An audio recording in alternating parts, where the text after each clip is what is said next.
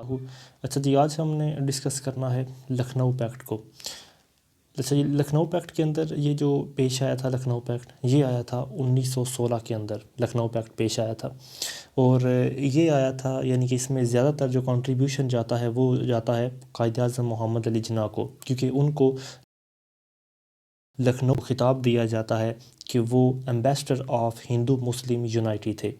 اچھا، سب سے پہلے اس کے انٹروڈکشن کی بات کریں، لکھنؤ پیکٹ کے انٹروڈکشن کی، تو یہاں پر کویسچن یہ اٹھتا ہے کہ آخر لکھنؤ پیکٹ کی ضرورت ہی کیا پڑی تھی؟ تو دیکھیں، اس میں ضرورت یہ پڑی تھی کہ مطلب ہندو اور مسلمان جو ہیں وہ دونوں آپس میں مل کر یہ چاہتے تھے کہ وہ انڈیا کے اندر ایک سیلف رول لے کر آئیں، جس کی وجہ سے یہ دونوں مسلم لیگ اور کانگریس آپس میں کلوز آئیں، جبکہ پورے انڈیا کے اندر یہی دو میجر پولیٹیکل پارٹیز تھیں، یا یہی دو یعنی کہ کمیونٹیز تھیں، پہلے نمبر پر ہندوز تھے اور دوسرے نمبر پر مسلمان تھے۔ لہٰذا انہوں نے اس بات کو یعنی کہ کاوش محمد علی جناح کی کاوش کے ساتھ یہ دونوں پارٹی جو ہیں وہ ایک دوسرے کے کلوز آئیں، انہوں نے اپنے ڈیفرینسز کو ختم کیا، اور اس چیز کی اپنے نیشنل ایشوز کو اگر ہم ریزالو کرنا چاہتے ہیں تو ہمیں یونائٹ ہو کر جو مطلب سرکار ہے اس وقت کی جو حکومت تھی، برٹش گورنمنٹ جو ہے، اس کے خلاف ہمیں کھڑا ہونا ہوگا یونائٹ ہو کے، تاکہ ان کو پتہ ہو کہ ہم انڈیا کو رول کرنا جانتے ہیں۔ اچھا جی، یہ جو اینول سیشن ہونا تھا یعنی کہ کانگریس کا اور مسلم لیگ کا یہ جو جوائنٹ سیشن ہونا تھا، اس سے پہلے ان کی میٹنگ ہوتی ہے 1915 میں بمبئی کے اندر، مطلب چاہے ان کی الگ الگ ہوتی ہے یا اکٹھی ہوتی ہے، آئی تھنک سو مطلب الگ الگ ہی ہوتی ہے، جس کے اندر قائد اعظم جو ہیں وہ چونکہ دونوں پارٹیز کے ممبر تھے اور یہ دونوں پارٹیز کے سیشن کو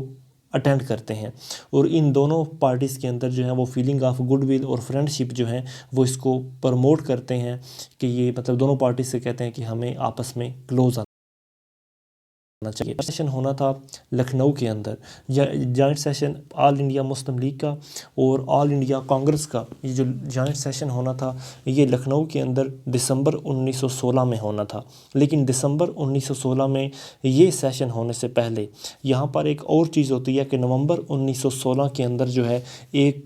کمیٹی اپوائنٹ کی جاتی ہے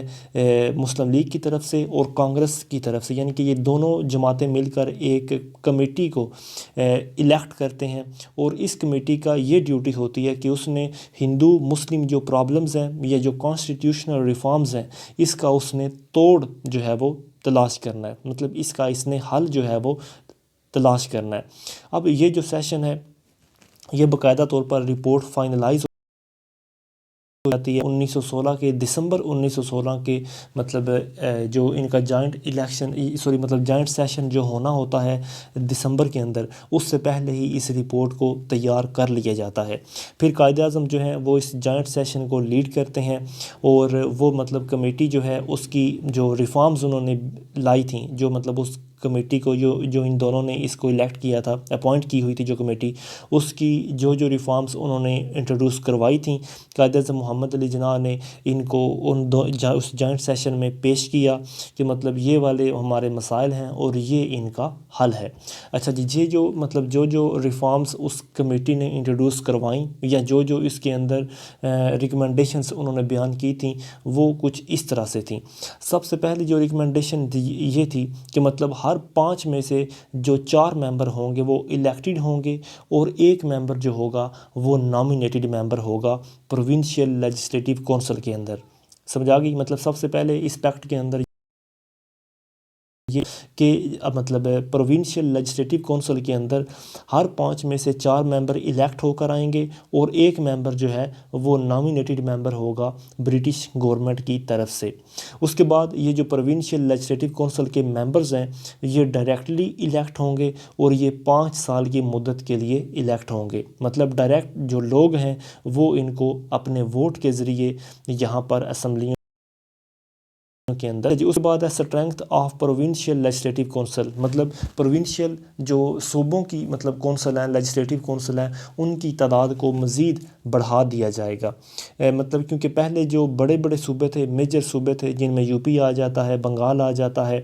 آسام ہے، ان کے مطلب ان صوبوں کے پہلے صرف 50 سیٹیں ہوا کرتی تھیں، لیکن اب ان کو بڑھا کر 125 انہوں نے یعنی کہ کہا، ان کی ریکمنڈیشن تھی کہ 125 کیا جائے، اور جو چھوٹے صوبے ہیں جن کی پہلے صرف 30 ہوا کرتی تھیں، اب ان کی 50 سے لے کر 75 تک جو ہیں وہ لوگ یہاں سے نامینیٹ ہوں گے یا یہاں سے الیکٹ ہوں گے۔ اچھا جی، مد نظر رکھا گیا وہ تھا سیپریٹ الیکٹریٹ فار مسلمس، مطلب مسلمانوں کے لیے ابھی بھی سیپریٹ الیکٹریٹ ہی ہوں گے، اور وہ ہوں گے مسلمانوں کی ریپرزنٹیشن، ان کی جو مطلب ریشو ہے اس کے حوالے سے، کیونکہ مسلمان پنجاب کے اندر 50% تھے، یو پی کے اندر 30% تھے، بنگال کے اندر مسلمانوں کی تعداد 40% تھی، سینٹرل پروونسز میں 15% تھی، مدراس میں بھی 15% تھی، اور بامبے میں بھی مسلمانوں کی تعداد جو ہے وہ 33% تھی۔ اور ان تمام کے تمام جو صوبوں کے اندر مسلمانوں کو ان کی ریپرزنٹیشن کے حوالے سے جو ہے ان کو مطلب الگ اور سیپریٹ الیکٹریٹ جو ہے وہ دیے جائیں گے۔ اس کے بعد یہ مطلب نمبر 5 کے اوپر بیان کیا گیا، ریکمنڈیشن دی گئی کہ no resolution introduced by non official members ہیں، وہ کسی بھی قسم کی ریزولوشن کو انٹروڈیوس نہیں کروا سکیں گے۔ نان آفیشیل ممبرز مطلب کسی بھی قسم کی ریفارم انٹروڈیوس نہیں کروا سکیں گے، یا کسی بھی قسم کی ریزولوشن کو انٹروڈیوس نہیں کروا سکیں گے، جو بلکہ کچھ آفیشیل ممبرز ہوں گے وہ انٹروڈیوس کروا سکیں گے، یا جو الیکٹڈ ممبر پر جو بیان کیا گیا وہ تھی پروونشل اٹانومی، یعنی کہ صوبوں کو زیادہ سے زیادہ ان کو اختیارات دیے جائیں گے، صوبوں کو خود مختاری دی جائے گی، جس کے اندر خاص طور پر مختلف قسم کی پاور جو ہیں وہ صوبوں کو دی جائیں گی، جیسے ٹیکس کو امپوز کرنا، یا مطلب لانز جو ہیں مطلب جو ادھار وغیرہ ہیں، جو مطلب لانز ہیں ان کو ریز کرنا، یا مطلب ووٹ آن بجٹ، ان کو بجٹ کے اوپر جو ہے ووٹنگ کرنے کا بھی ان کو مطلب حق ملنا چاہیے۔ پروونشل اٹانومی جو ہے ان کو مطلب پروونشل کونسل جو ہے اس کو پروونشل اٹانومی ملنی چاہیے، تاکہ تمام پروونسز جو ہیں وہ کے تحت جو ہے اپنی حکومت کو چلا سکیں۔ اس کے بعد مسلمانوں کے لیے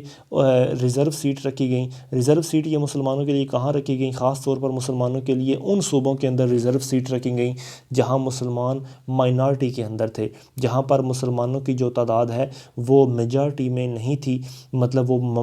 مائنارٹی میں تھے، اور وہاں پر بھی یہ کہا گیا کہ مسلمانوں کے لیے وہاں پر ریزرو سیٹ ہے۔ لیکن اس کے ساتھ ساتھ مسلمانوں کو پھر ہندوؤں کی بات بھی پڑی، جہاں پر ہندوؤں کی تعداد کم ہے وہاں پر بھی ہندو، یا جہاں پر ہندو ایز اے مائنارٹی ہیں وہاں پر ہندوؤں کے حقوق کو پروٹیکٹ کرنے کے لیے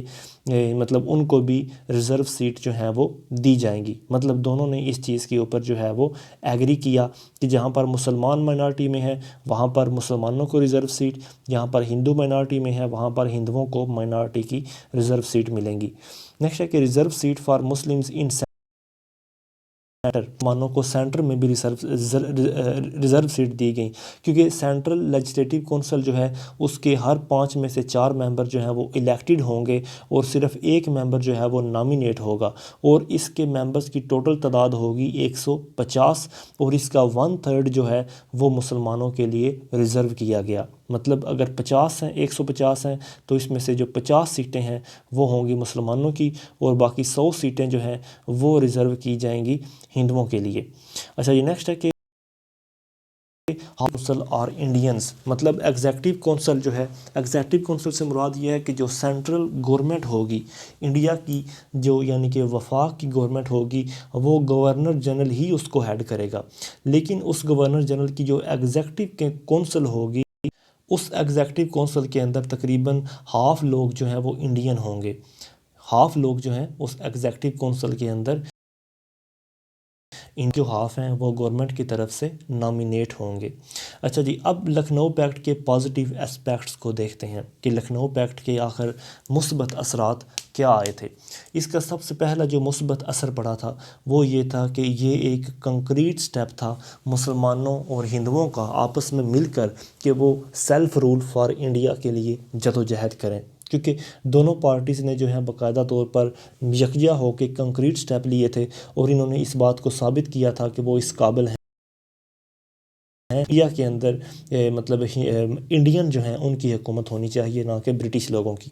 نمبر 2 کے اوپر اس کا فائدہ یہ ہوا، Hindus accepted separate political entity of Muslims, کہ پہلی مرتبہ ایسا ہوا کہ ہندوؤں نے مسلمانوں کو ایک الگ پہچان کے ساتھ، ایک الگ یعنی کہ پولیٹیکل اینٹی کی پہچان کے ساتھ ہندوؤں نے مسلمانوں کو ایکسیپٹ کیا۔ ہندوؤں نے اس بات کو ایکسیپٹ کیا کہ ہمارے علاوہ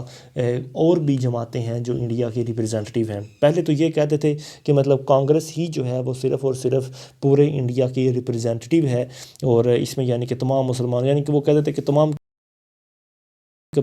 اور یہی اکیلی جماعت پورے انڈیا کے ریپرزینٹیو ہے، لیکن پہلی مرتبہ انہوں نے مسلمانوں کی سیاسی طور پر الگ پہچان جو ہے انہوں نے اس کو ایکسیپٹ کیا تھا۔ نمبر 3 کے اوپر فائدہ یہ ہوا کہ مسلمانوں نے بھی اپنے جتنے بھی قسم کے ان کے ساتھ پرانی دشمنیاں تھیں ہندوؤں کے ساتھ، یا اولڈ اینیموسٹیز تھیں یا اولڈ ہاسٹلٹیز تھیں، مسلمانوں نے اس کو تھرو آف کیا، اور مسلمان بھی اس بات پر ایگری ہو گئے کہ اب ہندوؤں ساتھ گورنمنٹ جو ہے وہ بنا لینی چاہیے۔ اچھا جی، اس کے بعد کیا ہوا کہ یہ مطلب لکھنؤ پیکٹ جو ہے یہ اس وقت کے ایک ڈارک اور گلومی انوائرمنٹ میں ایک برائٹ چیپٹر کی حیثیت رکھتا ہے، مطلب ایک